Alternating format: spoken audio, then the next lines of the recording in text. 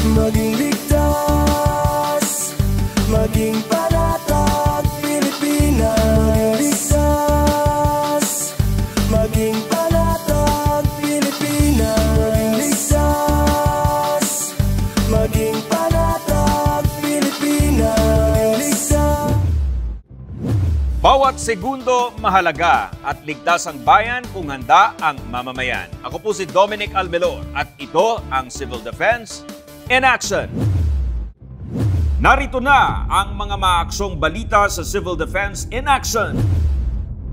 Alamin, sukatan, interpretasyon at rekomendasyon ng VIVOX para sa Volcanic Alert Level Scheme ng Canlaon.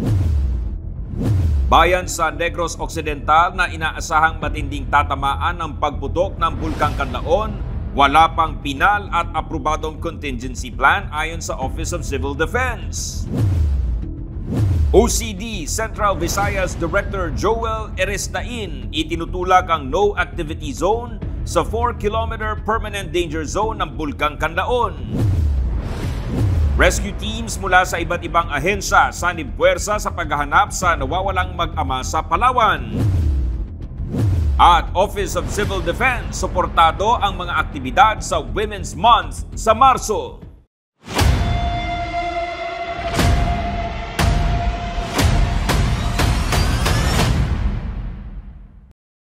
Magandang araw, Luzon, Visayas, Mindanao. Bayan, tuwing nag-aalboroto ang ating mga bulkan sa bansa, naglalabas po ang ating state seismologist ng alert level upang maging gabay ng ating mamamayan, lokal na pamahalaan at response agency sa kanilang paghahanda sa anumang aktibidad ng bulkan. Ano nga ba ang mga batayan ng VIVOX sa pagtaas at pagbaba ng alert level ng mga bulkan? Ang Civil Defense in Action sa report na ito. Mula nang pumutok ang Bulkang Canlaon noong December 9 ng nakaraang taon at itaas ito sa Alert Level 3, nananatili pa rin mataas ang aktibidad ng bulkan. Batay sa advisory ng VIVOX ngayong araw, naitala ang 3 volcanic earthquakes at 1,920 na tonelada ng sulfur dioxide ang naibuga. Bagamat mas bababa ang mga bilang na ito kumpara sa mga nakalipas na linggo at buwan, nagbabala ang VIVOX na maging alerto pa rin dahil nagbabanta pa rin ang malakas o mapaminsalang pagsabog ng Bulkang Canlaon anumang oras o araw lalo't may pamamaga pa rin sa bulkan. Ang Canlaon Volcano na naka-alert level 3 mula pa noong December 9, 2024, meron pong pagbaba ng bilang ng mga volcanic earthquakes sa Canlaon at ang tala ng sulfur dioxide emission ng bulkan. No? At ang sukat po ng sulfur dioxide ay nasa 1,100 plus tons per day lamang. Ito po ay mababa. Kung ihahambing po natin dito sa average na binubuga ng bulkan simula nang nag-umpisa itong mag-alboroto noong June 3, 2024, ang average ay nasa bandang 4,000 tonelada kada araw. No? Pero hindi po ibig sabihin nito na nawawala o tumatahimik na po ang bulkan. Ano? Meron po tayong natatala, nasusukat na dire-diretso pong pamamaga ng middle to upper slopes ng bulkan, lalong-lalo na po dito sa eastern or silangang bahagi ng southeastern side ng bulkan. Meron din po tayong pamamaga dito sa lower flanks ng bulkan sa eastern side. At ito pong pamamaga na ito ay nagsimula pa noong January. Nilinaw rin ni Maria Antonia Bornas, Chief ng VIVOX Volcano Monitoring and Eruption Prediction Division, ang ibig sabihin bakit may pagbaba sa level ng sulfur dioxide emission at bakit ito delikado. Wala po tayong nagaganap na ash emission sa ngayon. Nakikita rin po natin na mababa po ang sukat ng sulfur dioxide na nasa 1,100 plus, 1,118 tons per day po yata. Ano? Ito po ay mababa at ang ibig sabihin po nito sa atin, lalong-lalo na po na wala pong ash emission na nangyayari, yung pagbuga ng abo, ay nababarahan po ang bulkan. Kaya din po ito ay namamaga dahil hindi po makalabas ang naiipon na pressure, hindi po nakakapagbigas ng maayos ang bulkan, hindi po siya nakakapaglabas ng ash. Pero ano nga ba ang batayan ng VIVOX sa pagtataas o pagbaba ng alert level ng bulkan? Batay sa website ng VIVOX, nakadetalye ang Volcanic Alert Scheme para sa Bulkang Kanlaon mula Alert Level 0 hanggang Alert Level 5. Sa ilalim ng Alert Level 0, walang nakataas na alerto dahil nasa normal ang antas ng mga sinusubaybayang parameter ng bulkan. Wala ring kapansin-pansing aktibidad ng mga volcanic earthquakes sa paligid ng bulkan. Sinasalamin nito ang katahimikan ng bulkan at walang nakikitang panganib ng isang magmatic eruption. Pero nagbabala ang VIVOX na maaaring mangyari ang biglaang pagsabog, pagbagsak ng bato at landslide sa loob ng 4-kilometer radius permanent danger zone o PDZ. Kaya pinag-iingat ang mga residente sa mga panganib na ito na maaaring mangyari nang walang babala. Sa ilalim ng Alert Level 1 may mababang antas ng volcanic unrest. Ito ay nangangahulugang may bahagyang pagtaas ng volcanic earthquakes at steam o gas activity. Nagkakaroon ng sporadic explosions mula sa summit crater o mga bagong butas. Napapansin din ang pagtaas ng temperatura, acidity at konsentrasyon ng volcanic gas sa mga pinagkukunan ng tubig at fumaroles. Bahagyang nag-i-inflate o namamaga ang istruktura ng bulkan. Sa interpretasyon ng VIVOX, maaaring may mga hydrothermal, magmatic o tectonic disturbances na nagaganap. Ang pinagmulan ng aktibidad ay maaaring malapit sa summit crater o sa paligid ng struktura ng bulkan, kaya mahigpit na ipinagbabawal ang pagpasok sa permanent danger zone. Sa ilalim ng Alert Level 2 ng Bulkang Kanlaon ay nagpapakita ng katamtamang antas ng volcanic unrest, kung saan ang mga sumusunod ay nangyayari. Elevated o mataas na level ng volcanic earthquakes, temperatura, acidity at konsentrasyon ng volcanic gas. May mga steam at ash explosion mula sa summit crater o bagong mga butas at pagtaas ng inflation o swelling ng bulkan. Batay sa interpretasyon ng VIVOX, maaaring may intrusion o pagpasok ng magma mula sa ilalim na maaaring magdulot o hindi ng isang magmatic eruption. Sa ilalim ng Alert Level 3 ng Bulkang Kanlaon, nagpapakita ito ng mataas na antas ng volcanic unrest. Ibig sabihin, patuloy ang pagtaas ng bilang ng volcanic earthquakes na maaaring maramdaman. Mas madalas at mas malalakas na steam at ash explosions. Tumataas ang temperatura, acidity at volcanic gas concentration sa mga spring at fumaroles. Kasama na ang ground deformation o swelling ng bulkan. Maaaring may paglabas ng sluggish lava na nagdudulot ng pagbagsak ng bato. Ayon sa VIVOX, indikasyon ito ng intrusion o pag-akyat ng magma at senyales na maaaring magkaroon ng mapanganib na pagputok sa loob ng ilang linggo. Maaaring palawakin ang danger zones hanggang 6 na kilometro mula sa summit crater. Itataas naman sa Alert Level 4 ang Bulkang Kanlaon kapag malapit na ang isang malakas na pagputok ng bulkan. Ibig sabihin, tumitindi ang aktibidad ng bulkan na may mga earthquake swarms at volcanic tremor na maaaring maramdaman. Madalas at malalakas na ash explosions kasabay ng pagtaas ng ground deformation. Tumataas ang rate ng lava extrusion at madalas na pagbagsak ng bato. Ayon sa VIVOX, may nakikitang low-level na magmatic eruption na maaaring umabot sa isang highly hazardous na major eruption sa loob ng ilang oras o araw. Ang danger zones ay maaaring palawakin hanggang 10 kilometro o higit pa mula sa summit crater. Kapag itinaas na sa Alert Level 5 ang bulkan, ibig sabihin, nagaganap na ang mapanganib na pagputok.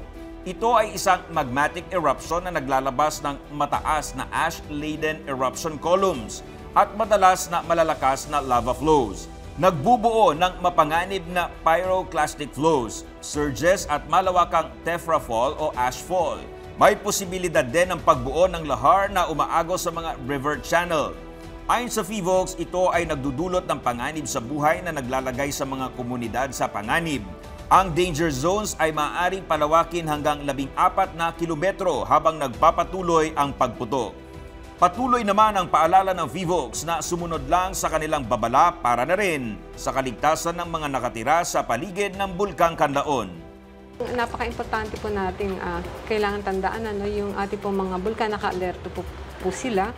Nandiyan po ang mga volcanic hazards na maaari pong maganap anumang oras, lalo na po sa Canlaon Volcano na naka-alert level 3. Anumang oras po, maaari pong biglang bumilis o mag-accelerate po ang unrest at ito po ay mauwi sa tuluyang pagsabog o labas po ng lava mula sa bulkan. No? Kaya po manatili lamang po tayong nakalikas mula doon po sa tinalaga po natin mga danger zones sa Canlaon Volcano po. Ito po yung 6 kilometer radius zone.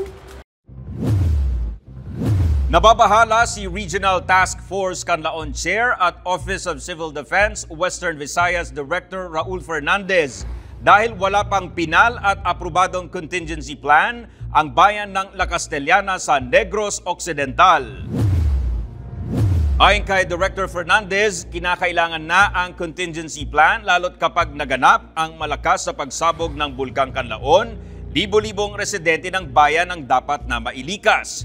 Dagdag pa ni Director Fernandez, iminungkahi ng La Castellana LGU na ilikas ang mga residente sa 2 barangay sa bayan. Pero ang problema, ang mga lugar na tutukuyin ng alkalde ng bayan ay wala pang mga pasilidad para sa mga evacuee. Iginiit pa ni Director Fernandez na iniiwasan nila na magkaroon ng double handling kung saan 2 beses na inilikas ang mga residente. Sa ngayon, tanging ang bayan na lang ng La Castellana ang hindi pa nakakapagpirma ng Memorandum of Understanding sa iba pang mga LGU para tanggapin ang mga residente ng bayan sakaling maganap ang worst case scenario, kung saan nasa 100,000 residente ang kailangang ilikas sa buong Negros Island. Samantala, patuloy ang OCD sa paghahanda sa mga evacuation sites sa Himamaylan at Kabangkalan para sa mga evacuee ng La Castellana kung kakailanganin. Itinutulak ng Office of Civil Defense Central Visayas sa Protected Area Management Board o PAMB na mahigpit na ipatupad ang no activity zone hanggang sa 4-kilometer permanent danger zone ng Bulkang Canlaon. Ikinalugod naman ng mga evacuee sa La Carlota City, Negros Occidental ang pagbisita sa kanila ni Pangulong Ferdinand R. Marcos Jr. para personal na magbigay ng tulong. Narito po ang panayam ng Civil Defense in Action kay OCD Central Visayas Director Joel Eristain. Asahan na lang po ninyo na itong mga tulong na dinadala ng pamahalaan ay walang tigil po yan. Hanggat hindi nyo na kami kailangan, hanggat kailangan nyo kami, nandyan po kami. Director, sa pagpunta po ni Pangulong Marcos sa La Carlota City, kamusta po yung naging reception ng mga evacuee doon? Kasi mismong si Pangulong Marcos yung pumunta doon para magbigay ng tulong at alamin yung kanilang sitwasyon po sa evacuation center. Alam mo, ever since naman na nag-erupt o pumutok ang Mount Canlaon noong June 3, lagi naman ang presence ng Presidente. Nararamdaman kasi nagpapadala ng kaanumang tulong. At tayo mismo, ang OCD, kasama natin ang ating mga members ng R-Dream-Cs natin sa Regions 6 and 7. Kasama na rin pati ang members natin sa N-Dream-C.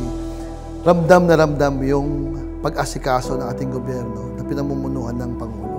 Pero iba, pagkasama nila at nakasama nila at narinig nila mismo ang Pangulo.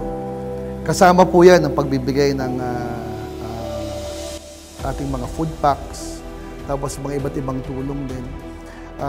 Noong bandang December nga, after ng pangalawang pagputok ng Mount Canlaon, noong December 9, nagbigay ng tulong ulit ang Presidente sa Negros Oriental at saka sa Negros Occidental. 30 million binigay sa Canlaon City and then another 30 million para tulong din at binigay naman yon sa province of Negros Oriental. Sa pagpunta ni Pangulo, nandun din si Secretary Solidum ng DOST, nandun din si Secretary Rex Gatchalian ng DSWD, at nandun din ang ating mismong ating administrator na si Undersecretary Ariel Nepomuceno.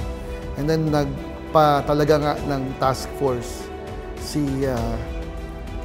Pangulong Marcos to be headed by the OCD para matulungan na ito kasi medyo kakaiba itong Mount Canlaon. Hindi tutulad ng bagyo na alam natin kung kailan darating at pag dumating na, aalis na kagad, then pwede tayong mag-recovery. Pagdating ng earthquake, although hindi natin alam kung kailan darating, pero kung dumating, once lang yan, pagkatapos, recovery. Itong Bulkang Canlaon, ang tagal kasi, nung huli ito, hundreds of years. So, wala tayong historical data talaga. Kung ano talagang behavior niya. So, yan ang nangyayari. Ang alam lang natin is that pumutok siya noong June 3, pumutok siya ulit noong December 9, at alam natin na may posibilidad na puputok siya ulit, at meron din posibilidad na baka mas malakas kaysa doon sa June 3 at saka sa June 9. So, kaya pinaghahandaan natin at yung mga ating mga kababayan, lalo sa mga nakatira dati sa loob ng permanent danger zone of 4 kilometers, in-extend na natin yan up to 6 kilometers para may buffer tayo na kung sakali mang may pumutok. Kasi pagka nagkaroon ng pyroclastic density flow, hindi natin talaga yung matatakbuhan. Ang bilis nun. Lalo na kung ito pa, meron tayong La Nina, paulan-ulan dun ngayon. So, kung mangyari yan, magsabay, hindi talaga natin yung matatakbuhan. Kaya, ang natin is that we have to be prepared. And hanggat hindi siya nagkakaroon ng tinatawag na FIVOLCS, na magkaroon ng culminating activity, nandyan pa rin siya, escalating pa rin ang activity ng Mount Canlaon. So ito talaga, Director, ang direction na tatahakin natin ay yung long-term na plano, na redevelopment plan. Yes. At yung pagtatayo nga nitong mga permanent evacuation center. Yes. Isa yan sa mga pinopose at hiningi ng tulong ng mayor ng Canlaon City. Kasi yung Canlaon City, hindi siya ganun kalakihan na pagka nagkaroon nga ng alert level number 5, sakot na yung buong Canlaon City. Pero meron din naman, sa nakikita natin sa hazard map, meron siyang area na pwede niyang gawa ng permanent maging relocation site niya para doon sa mga dating nakatira inside the 4-kilometer permanent danger zone. So baka tanungin kasi, bakit nagkaroon ng mga nakatira doon sa 4-kilometer permanent danger zone? Ano? Kasi doon sa Pambi, nagkaroon siya ng area doon na merong tinatawag na pinapayagan ka na magtanim at umani doon, to till the land. Pero yun na nga ang pinapakiusap natin sa Pambi. Pero Pambi kasi under ng Region 6, no, na DNR. Pinapakiusap sana natin na yung kanyang no activity zone, isagad na niya hanggang sa 4-kilometer permanent danger zone para wala nang bumalik. So yun. So kaya kailangan talaga nila yung mga tumira doon sa loob ng yun, hahanapan talaga ng kung saan pwedeng silang tumira. Ilan lang namang pamilya yun. Ilang pamilya lang. Director, assuming po in the event na matapos na po yung sinasabing culminating activity, pababalikin pa ba itong mga residente doon sa 4-kilometer permanent danger zone? Hindi na. Dapat hindi na. Dapat pagwawala na. Kaya natin yung sasabi natin yung sa PAMBI, yung Protected Areas Management Board, pinapakiusapan natin sila na ideklara up to the 4-kilometer permanent danger zone na walang activity.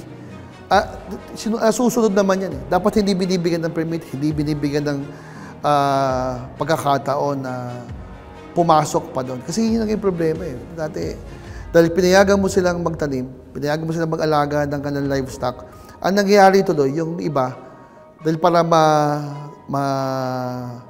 yung mabantayan yung kanilang mga tanim at saka mga alaga, doon na sila tumitira. Nagkakaroon na tuloy ng bahay, nagkakaroon ng simbahan pa nga, may eskwelahan na napakalapit.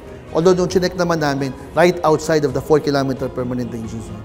So, yun ang doon, nagiging challenge natin yan. So ngayon, dahil wala na doon wala nang tao ngayon doon, wala nang papababalikin doon. Kasi hindi mo naman papatituluhan yan Alam mo, ang pagka nagkaroon kasi ng bulkan, the safest talaga, is kung wala talagang tao. Wala naman tao, walang mapipinsala, walang masasaktan, lalo-lalo walang mamamatay. So as much as possible talaga, hindi ka na maglalagay doon ng mga tao. Itong permanent na evacuation center, sabi ko, ano ibig sabihin permanent evacuation center? So iba talaga doon, maging relocation site. At yung iba doon, maging evacuation center din. So looking forward na rin. So ang gagawin na lang dyan is at paano, alam naman natin na ang bulkan, kung pumutok yan, taon-taon, bago yung pumutok ulit pagkatapos. Although, ito rin naman, ang nakikita nila, may posibilidad kasi na years din. Kung kunyari, mag-culminate siya, magkaroon na siya ng lava flow, baka tumagal din. So may posibilidad, all the possibilities are there. hanggat hindi siya pumuputok at hindi natin nakikita ang kayang gawin ng Mount Canlaon, anything is possible. At Director, doon po sa paulit-ulit nating paalala at babala sa ating mga kababayan dyan sa Negros Island na mas mahalaga yung buhay kaysa sa kabuhayan at sa mga ari-arian, Director. Yun, sumunod sa ating authorities. At yun na nga, nasabi na rin ni Director Fernandez before, hindi naman talaga natin ito matatakbuhan. Ang bilis niyan, ang bilis ng flow yan. So might as well, unahan na natin. Umalis na tayo, lumayo na tayo. Kaya nga rin, nagkaroon ng time, sinabi natin sa Mayor, baka pwede sakali, meron tayo mga vulnerables, ilabas na muna natin ang city. Kung may mga kamag-anak sila sa mga bayan na malalapit sa kanila, like Valle Hermoso, Gihulngan, may ilang pa nga, San Carlos, Negros Occidental yun. Hanggang sa Ayungon, Negros Oriental, baka may mga kamag-anak sila doon na muna siguro sila hanggat hindi pumuputok. Kaya, very challenging, but we won't and we will never leave them. Sa inyo pong nasasakupan na Canlaon City, dyan sa Negros Oriental, ano po talaga yung magiging worst case scenario kapag nangyari po yung alert level 4 or 5 dito sa Bulkang Canlaon, Director? May posibilidad kasi na para siya magiging parang fountain. So pag naging fountain siya, baka magkaroon ng ballistic pyroclastic densities na pwede akala mo parang bala yun na stray bullet. Hindi mo na alam talaga. At hindi yung kakayanin ng lang. Unlike ngayon yung ash, di ba? Tapos yung SO2, nadadala ng hangin na pupunta sa western. Ito, by ballistics, hindi kaya ng yan. Hindi kakayanin ng hangin yan. Hindi natin alam yung behavior nung, kumbaga, para siyang mga replay doon sa loob ng crater. Kahit saan po pwede pumunta. So, it's possible na kaya nagkaroon sila ng worst case scenario na up to 14 kilometers kasi may buffer yon, may buffer zone. Meron sila nakikita na ito pwede itong highly, pero meron pang buffer. So yung buffer na yon, might as well, wala na rin tao doon muna. Para at least, mas mas kampante tayo, then we wait it out. So pag wala na, babalik naman ng mga tao. Ano naman, makikita naman yan. Kasi may nakikita na sila na talagang umaakit talaga yung magma. At tuloy-tuloy ang pag-akyat. Ang lang kasi is that we cannot tell for sure. Unlike yung bagyo, nakikita natin sa satellite, di ba kung nasaan. Ang sa kanila kasi sensors lang Wala naman tayong ilalagay na camera sa loob. Pero ang parameters kasi, very clear. Talagang paakyat. Correct. At may impending eruption, Director. Marami pa sanang mga shinare din ng PHIVOLCS na katulad doon dati, sabi nila na June 3, nasa mga 8 kilometers.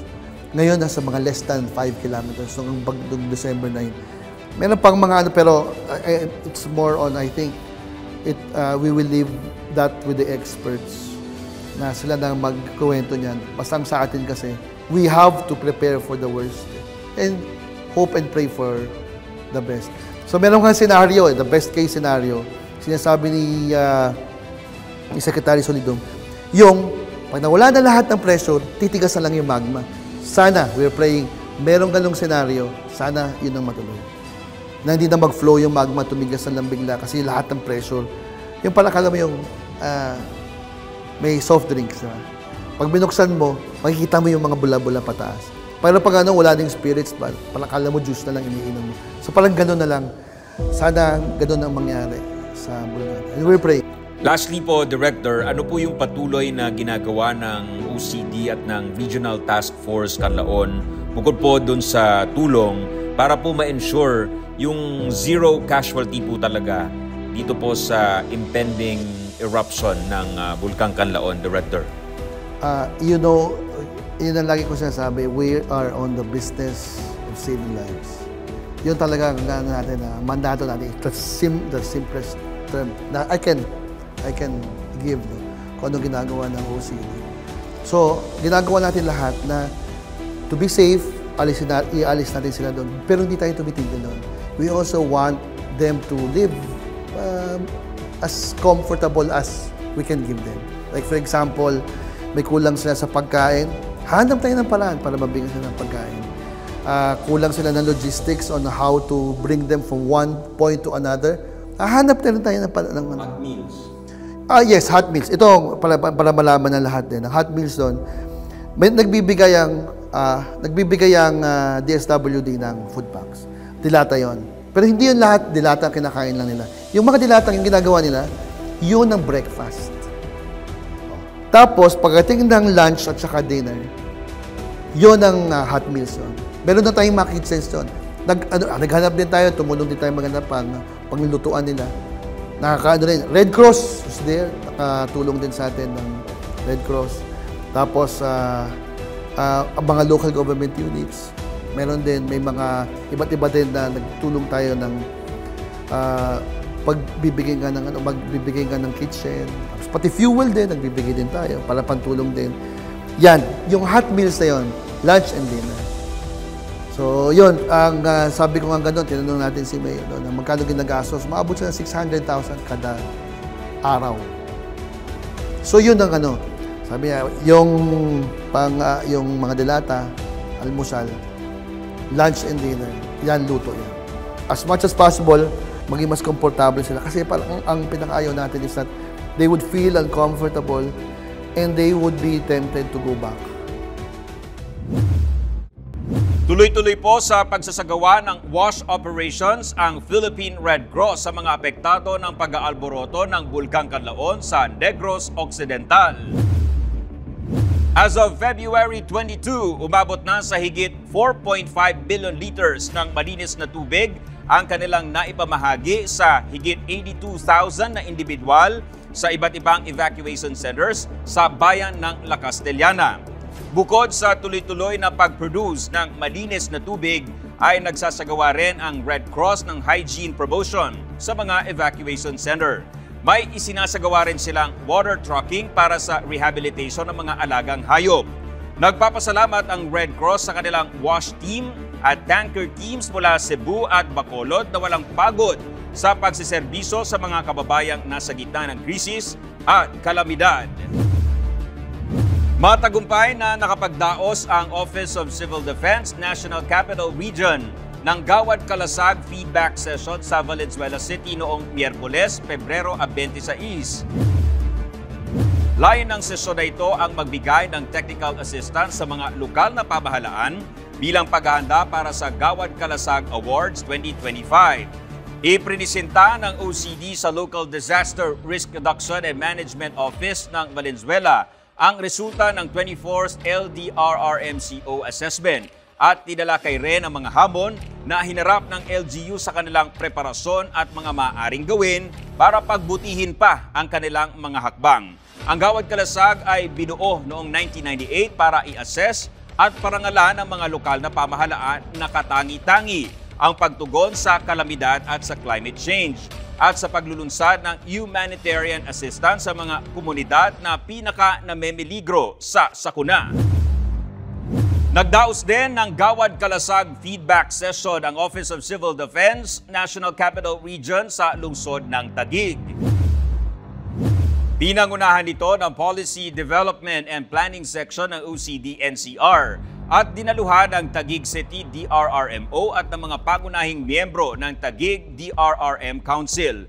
Sa mga nakalipas na taon sa pamamagitan ng local DRRM Councils at Offices Assessment Results, mas pinalalakas ng OCD-NCR ang kanilang inisyatiba na magbigay ng technical assistance sa mga lokal na pamahalaan. Pagkakataon din ang sesyon para sa palitan ng mga ideya para mas mapabuti pa ng mga LGU ang kanilang ranking sa Gawad Kalasag. At susunod, mga ahensya ng gobyerno at rescue teams nagsanib puwersa sa paghahanap ng nawawalang mag-ama sa Palawan. At Office of Civil Defense, kaisa sa mga kababaihan ngayong papasok na Women's Month. Huwag kayong bibitiw, magbabalik pa ang Civil Defense in Action. Maging ligtas, maging panatag, Pilipinas. Ligtas, maging panatag, Pilipinas. Ligtas, maging panatag, Pilipinas. Magandang araw, si Dingdong Dantes po ito. Kapag may nag-aalborotong bulkan, meron akong reminder sa mga dapat nating gawin. Tandaan lang ang MMG. M. Makinig sa payo ng mga otoridad. Huwag na magpapaniwala sa sabi-sabi. Lalo na sa fake news. M. Mahinahon na lumikas.